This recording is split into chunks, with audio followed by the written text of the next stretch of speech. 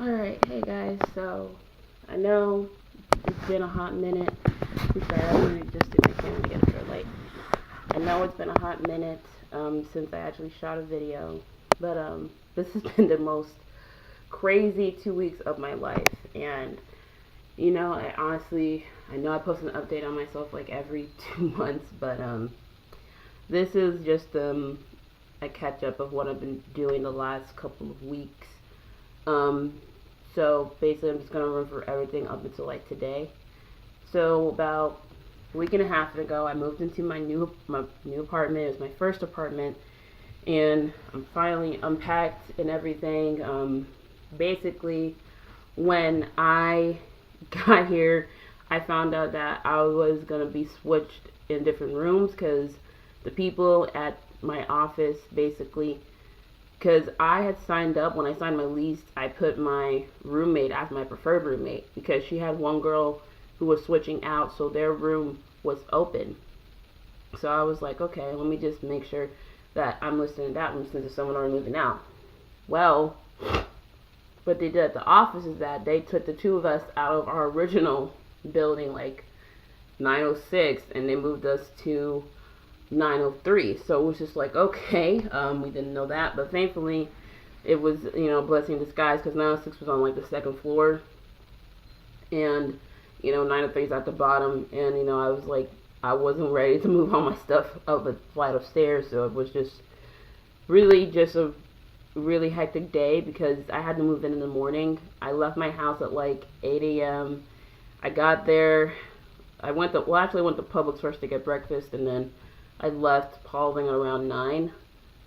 Then I got there like a little after 10 in Carrollton, and then I just, unpacked my whole car. We went and got breakfast at IHOP, and we got groceries, and we were just unpacking, situating. We met our roommate, we met our third roommate, Ari, and then, we didn't know when the fourth one was showing up because, we were told that so-and-so was going to move in. We're thinking, oh, okay, maybe she's going to move in tomorrow. At that point, it's been over a week, and I went to the office yesterday to ask them, hey, are we still getting our roommate? Turns out the original person that they told us was moving in was already living across the building facility, and basically our room's completely vacant as of right now. However, they said like, hey, we're going to have someone move into your empty room in the next like 3 weeks. So be on the lookout for anyone moving in. Just keep the place clean. Just make sure everything's good. We'll let y'all know. And I'm just like, dang, just the communication, we're trying to get that, figured out. It's only like, we're going to like week 2, so we're still trying to work on communication situations. Now, let me just tell you what I've been going through the last, 2 weeks. So, classes for us started, Wednesday. So, I had to wait for, a class to open because I'm a psychology minor and I have one more class that I need. So, I was waiting for a 4-hour class to open. Then I had to wait on that. Thankfully, it opened. I had to get an override because I had already taken the class. I had to get an override by a professor. I had to email them, got the override, added the class. Everything was good. And I'm thinking, okay, I have a good week. Up until I realized, crap, I forgot my kitchen stuff. Because over the summer, I had taken a summer semester, but then I went to go my aunt's to be a nanny for her 3 kids. So I was like, okay, let me just drop some of my stuff off here. I'm going to be home for another week, and then I'm going back to Carrollton. So I had my kitchen stuff in my pantry, and the day I was leaving, the morning I was leaving, I was packing up my car, I was going through everything. I thought I checked off everything except the bag of kitchen stuff, in the pantry. It had all my pans and my plates, my bowls, the silverware, all of that, the basic, kitchen necessities for, a college student. That was all in there. So I'm probably going to go and get it next weekend just so I can have something to work with. But honestly, I got a couple of stuff from Dollar Tree. Honestly, Dollar Tree sells flatware. It's almost close to mine, like they're in blue, so I'll have like a good 6 of like of everything, like instead of like 6 different things. So let's get on to the actual last week of my life actually. So Friday, I I go to class. I have Friday classes. I have about like 3 Friday classes. I have one in the morning and then 2 in the afternoon. So it was my last class of the day. It was like almost 4:30. I get to the parking lot and I see my lights are on. I was like, oh my god, I didn't know they were on. I didn't even use them. So I see my brake lights are on. Then I realize, okay, the light switch is off. I don't know what's happening. It's almost like coming up at 5 o'clock. And I get back home. And I get to the parking lot, park my car, and I realize behind me, my back lights are still on. So immediately I go to Google, and basically, like, my brake lights are on because something's wrong with the brakes. And I see little yellow pieces at the bottom of my driver's side. So, basically what the best thing I could have done was basically turn off the battery before it died out. It had a bunch of little wrenches in the thing. The thing is that the way my battery is that there's a little screw thing, like on, like, how like you have like a corkscrew kind of thing. I don't know what to call it. And you just unwind it. The thing is, this had the unwinding part on top of another part that had like a little thing in it. The thing is that my things were, like, little wrenches were too big to get it out. Like, it was too big to fit in the space. And then there were ones that were, like, too small to turn it. Like, it was, the little part was so rusted I couldn't turn it. So basically, I get on a phone with an auto, like, 24-hour service, because at this point it's around 9, it's almost around past 7. It's already past 7. All like the auto places I could have gone to are already closed.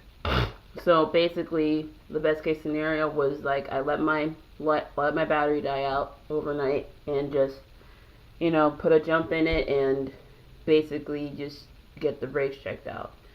So cut to about probably like Wednesday morning, because literally I had to wait for my refund to come in. Then me and my friend Ashley, she's one of my roommates, we tried to get a jump on my car with her car. After 5 minutes, we kind of got a little bit of something. We tried to start the engine. It wasn't really fully there. Then, we get to half an hour. The battery's not working. I'm able to turn the key, but the battery's not working. So I had to call Goodyear and have them tow my car to the place. Because originally, I was supposed to go to the appointment at 5 o'clock, but I forgot that I have organic lab at 5. So I had to move it up in the morning. And the best time they had for me was 9 o'clock. So I had to call them, get my car towed, and then they just worked on it for about a good hour. And, I only had to pay about like $129, which was cheap, until they told me like, hey, the underlight over your thing is out. So I had to get that fixed. That was an extra $35. So I put about over close to $160 I spent on my car. And I swear my car feels like I'm taking care of a child. So I drive back to campus, and basically I'm looking for parking. If you're a college student, parking is terrible.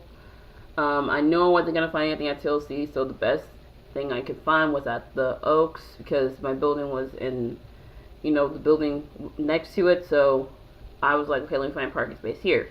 So I pull in, and basically the way it is that one side is like a 2-lane, and then one side's a 1-lane. So I was driving in a 1-lane. With 1 lane, you were basically driving in the middle, and there's enough space for you to basically be able to like turn in and then like back in and like park or back out.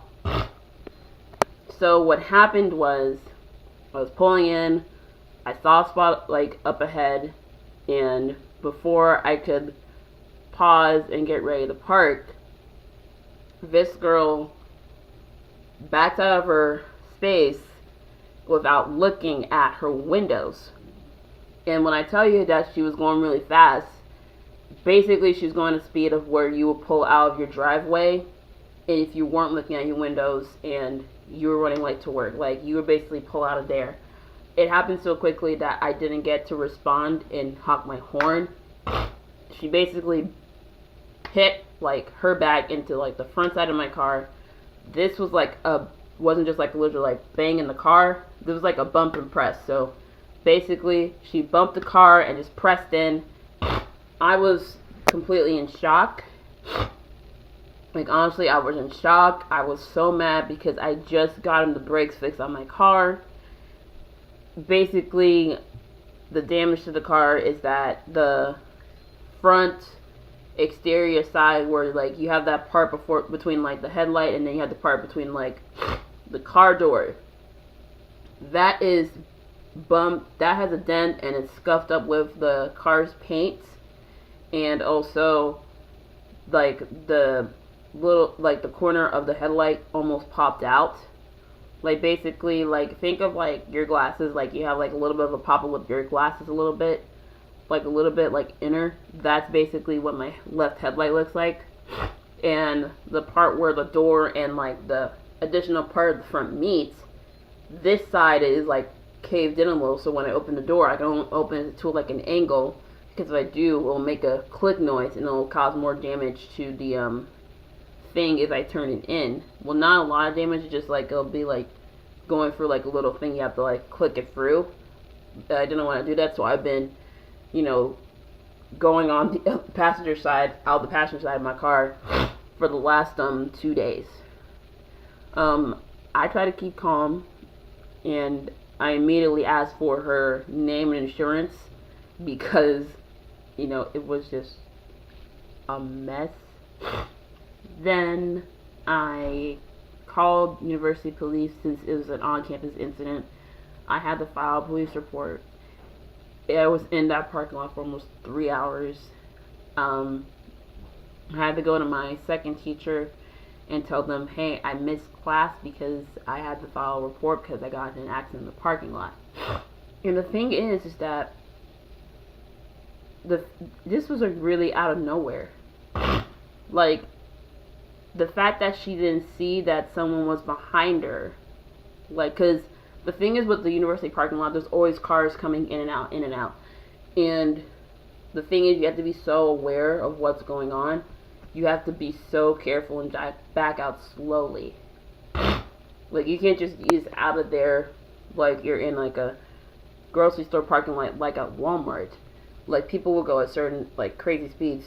So the fact that she backed out so quickly without looking behind her, it was just really, really just shocking to me. Like, honestly, like, that's a situation where like you weren't paying attention, and that's the crazy thing. This could have ended up so worse, because the officer told me, like, if she had pressed into your car like an extra second, you would have basically caved in your door.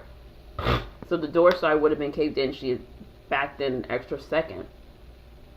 Because when he saw the damages, this was basically more than just like a bang at the car. And the thing is, there's no cameras in the Oaks parking lot, so they're not exactly. So they're basically going off and assessing based on like the scene.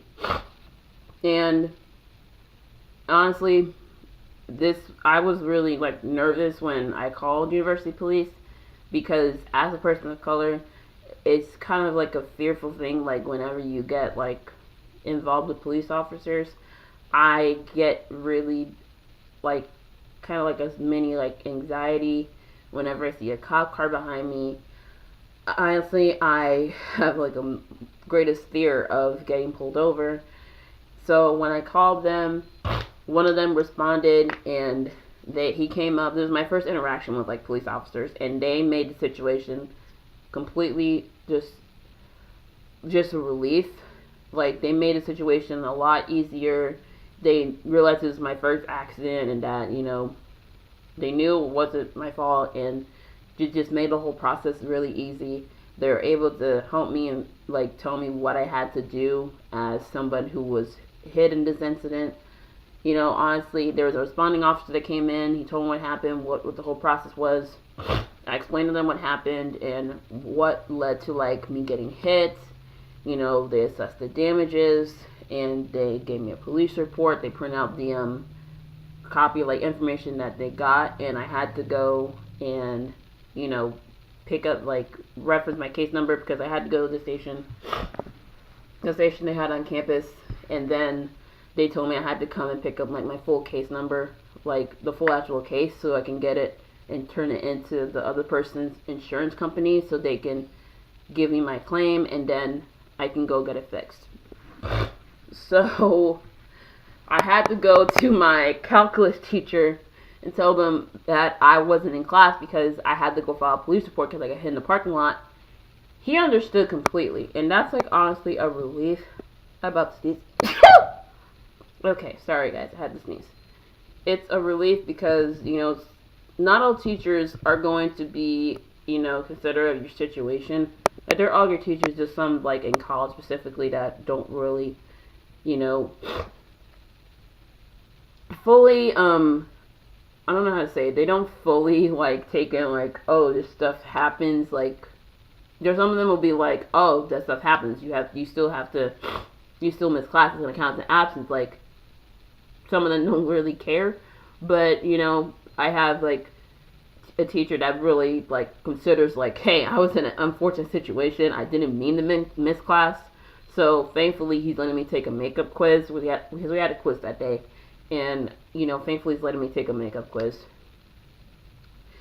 And then on top of that, I still have to go order my books and get through the majority of my homework I was supposed to get done on that day and the assignments I had to start on, because basically this took up about almost 4 hours of my day.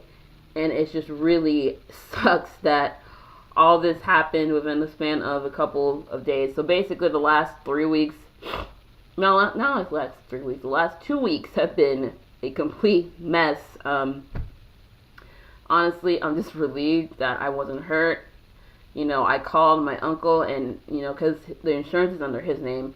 And, you know, I told him what happened and he just said, it's fine as long as you're okay, you're good. You're the victim in this case and she has to pay for the damages. And, you know, honestly, I completely forgot about, like, basically the person who hit me has to pay for the damages, because I was so mad that I just got the brakes fixed. And my car's like my child. So when you hit my car, you hitting my child, you know? It's kind of that, like, mentality, like, that kind of, like, sense of, like, how you have taken care of something so much that you value it like your own, like, this is my car. Like, it literally felt like it just, like, violated something that I really cared about, you know, in that kind of sense.